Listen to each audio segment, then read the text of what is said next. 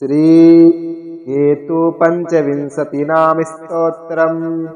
केतुः कालः कलयिता धूम्रकेतुर्विवर्णकः लोककेतुर्महाकेतुः सर्वकेतुर्भयप्रदः रौद्रो रुद्रो प्रियो रुद्रः दुर्कर्मा सुगन्ध दृक्फलासधूमसङ्कासश्चित्रयज्ञोपवीतदृक् तारागणविमर्दी च जैमिनेयो ग्रहाधिपः गणेशदेवो विघ्नेशो विषरोगार्तिनाशनः प्रवद्यादो ज्ञानदश्च तीर्थयात्राप्रवर्तकः पञ्चविंशतिनामानि केतोर्यः कृतं पठेत् तस्य नश्यति बाधा च सर्वाः केतुप्रसादतः धनधान्यपशूनां च भवेत् वृद्धिर्न संशयः इति श्रीकेतु पञ्चविंशतिनाम स्तोत्रं सम्पूर्णम्।